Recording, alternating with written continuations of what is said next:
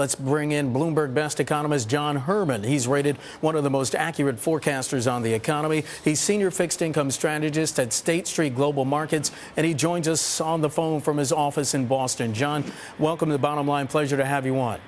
Same here, Mark. Thank you very much. John, did today's FOMC statement reveal a Fed ready to act or a Fed prepared to stay on the sidelines?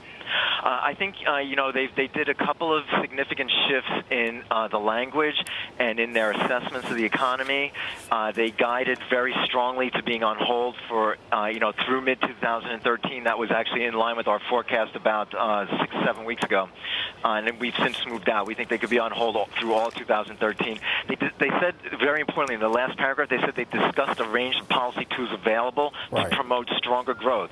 So that suggests, I think, by reading this, is they're starting to prepare markets.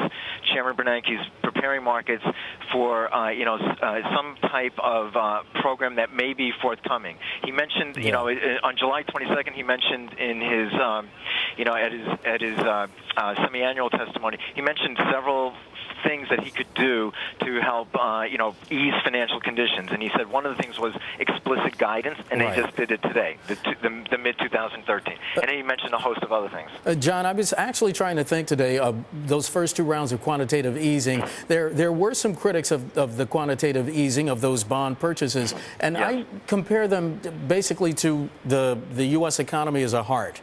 And these were two paddles that shocked the heart back to life, albeit some people say not enough. Does the U.S. economy need a third shock? Is a third round of quantitative easing in the cards? Well, here's what we have to keep in mind. After the first, after QE1 ended, we experienced about a 16% decline in the stock market. Since over the last 12 days, excluding a little bounce today, we've observed a 17% decline in the stock market. And as you know, for us, that's an impact in net worth of about a little over $2 trillion. And so that should impact consumption over the balance of the year and into early part of next year. So this would be of particular concern to Chairman Bernanke. So I would say, everyone, it ruffles people's feathers to talk about QE. But the facts are that, this kind of decline in net worth, coupled with very weak housing markets, that's another source of weakness in net worth, coupled with a deteriorating labor market conditions, this is going to be of deep concern to Chairman Bernanke. So I would begin to think he's really thinking about preparing markets, and he's, reviewing what is possibly the most effective way going forward to change things. John, although the markets have rebounded from yesterday's $1 trillion in losses, was today's Fed statement enough to give investors and traders confidence going forward? And was the rebound more a question of bargain hunters jumping into the pool? I think it's a little bit on the bargain hunting side. I think what people are going to wait for, Chairman Bernanke's delivered the statement. He said basically he's acknowledging the fact that the slower growth is owing to something other than just the temporary factors past winter, and it's probably something more structural at work, suppressing the economy. So that means he has to really examine, what are those structural causes, and then devise a strategy that will be effective against those causes. I think that's what the next, intermediate time period is going to be all about over the next 6 weeks. He's telling people, look, I'm looking at it, I'm aware of it, I am concerned about it, I am just reviewing what, my policy tools. And so, but I think, the knee-jerk reaction, and what we can see here is, the knee-jerk reaction was a little bit positive, but it is fading. So that's the key point. It is fading. So markets really would prefer to see something. And I think we'll see it unfold over the next, few weeks. John Herrmann, senior fixed income strategist, State Street Global Markets, joining us from Boston. John, always a pleasure. Thanks. Now let's take a look at how currencies are reacting to the Fed and to the overall economy. We're joined from Stamford, Connecticut by Robert Sinche, head of FX strategy at RBS Securities. Robert, welcome to Bottom Line. Thanks so much for joining us today. Good to be here. What's the currency reaction to what the Fed just said? Well, I think I may have to cancel a few international trips coming up. It's hard to see how any of this plays too well for the dollar.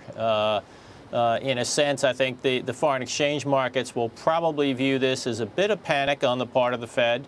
Certainly guaranteeing no dollar-supportive rate increases through the middle of 2000. 2 years from now, I think is a a pretty aggressive position. Yeah. And I think what we're going to hear on the foreign exchange markets, at least, is, you know, what does the Fed know that we don't know that would cause them to take such an aggressive position on rates going forward? Robert, I was asking some of our other guests, and I'll pose the question to you. Those three dissents, does that give you pause?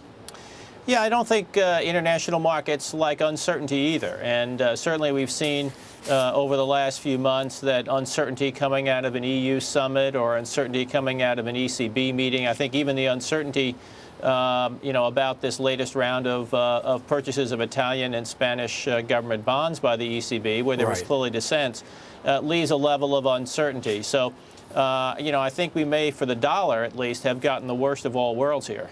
Robert, the Swiss franc and the Japanese yen gained against all their most traded peers today. The dollar index, it did slip. Are the franc and the yen the places where investors are going to continue to seek stability? Yeah, I think they are, along with their traveling partner gold. You know, I think that when you think about what's going on in the world, we continue to get massive reserve accumulation out of Asia. They continue to want to put those reserves to work in places other than dollar and euro markets, and that means increasingly small markets, and the yen and the Swiss are a couple of them. Robert, in our last minute, the currency market has had a little bit of time to digest the Fed and the volatility in global stocks. What can we expect in overnight spot trading of the dollar?